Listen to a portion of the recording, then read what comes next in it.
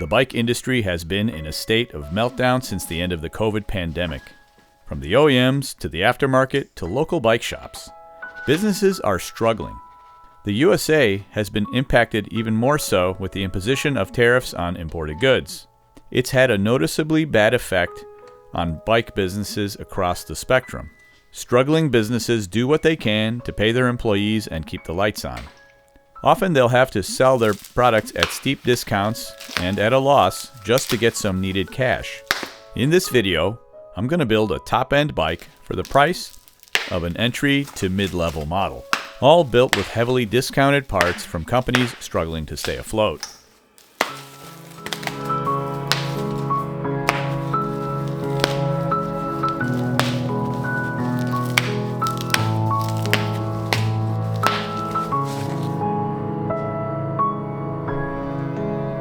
The frame I'm using is the Transition Sentinel V2, a solid and well-regarded frame set.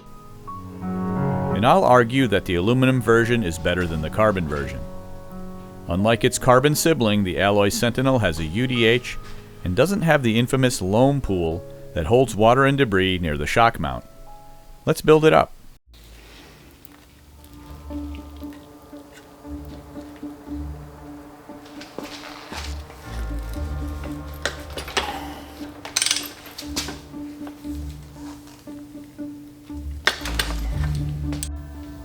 When I bought my first real mountain bike, a 2018 YT Jeffsy that I paid $2,800 for, mountain biking was a niche that was humming along. It was neither boom nor bust.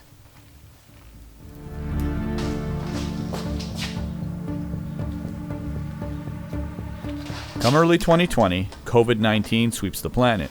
People are confined to their homes. Shops, restaurants, bars, and factories closed down. Some exceptions were made, and among them were bike shops. The population was going stir-crazy, and they were looking for outdoor activities to participate in.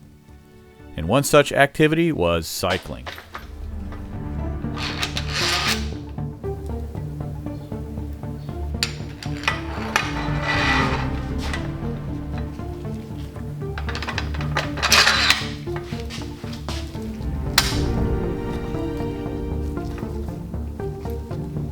Anyway, people cleared out the bike shops, and as dwindling supply met rapidly increasing demand, prices went up.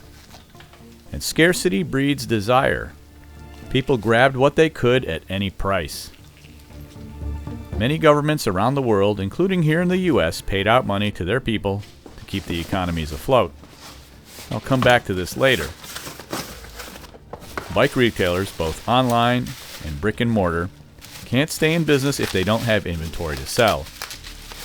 So the industry reps made the rounds, taking orders from retailers for the next production run. Priority went to the big orders from the bigger brands. Smaller orders were an afterthought. Lead times for product went from weeks to months to years. Cycling in general and mountain biking in particular was booming. New trails were being built, and a whole slew of new riders entered the sport, bringing both new money and a new set of problems as well. But MTB is a welcoming tent, and there was plenty of trails for all these newcomers. But still not enough bikes to go around. Even the used market got ridiculous. Then in 2021, inflation began rearing its ugly head in a serious way. On top of bike prices, the cost of everything went up. The effect of printing and printing more money. Inflation in the US was in the double digits. People started going back to the workplace. Drinks at happy hour replaced the after-work ride. Suddenly, outdoor adventure was secondary. Paying the rent and affording food became the main priority. Just as things couldn't get any worse for the bike business, all those back orders from Asia started showing up at our ports.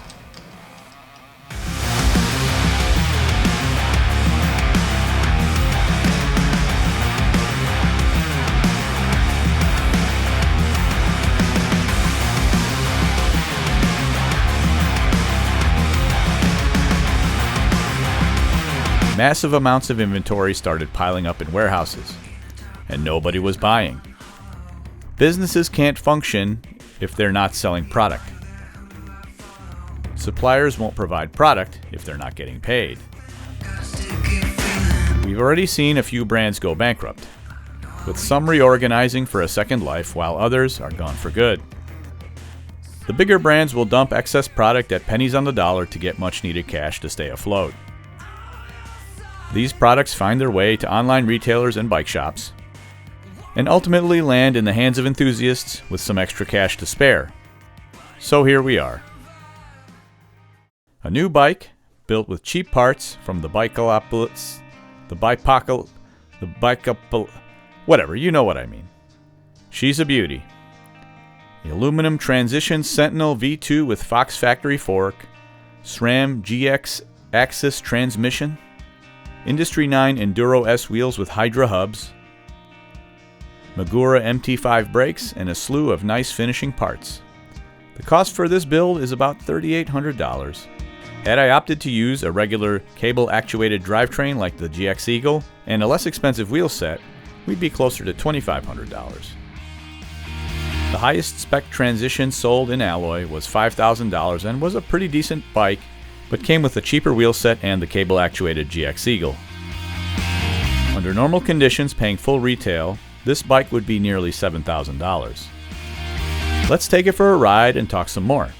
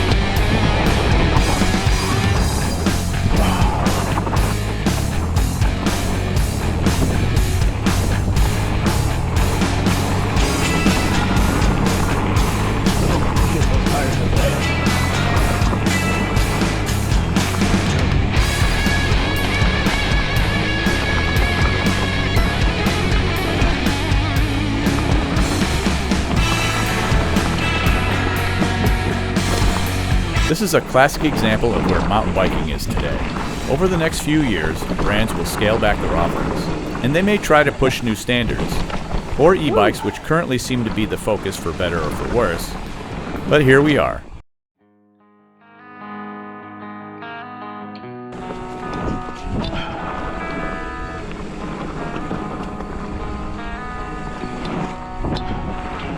What is that?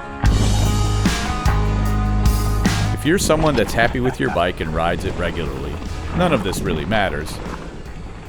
But if you're someone looking to buy a new bike, and you have a few bucks in your pocket, this is the best time to do it. You'll get a lot more bike than you normally would if you're on any kind of a budget. It doesn't have to be an uber high-end spec bike like this one, but you'll be able to get something you've always wanted for a price you can afford. Close enough. I'd say that's not too bad.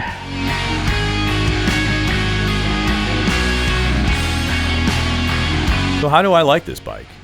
Well, to be honest, the jury is still out. There are some things I like about it, and others, not so much.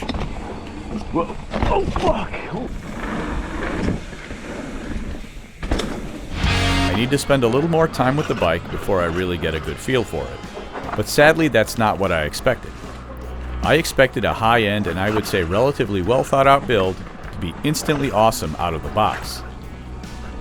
But that just goes to show, just because you spend a lot of money doesn't mean you're going to get something that will make you happy. I hope you enjoyed this leg of my journey. Thanks for watching.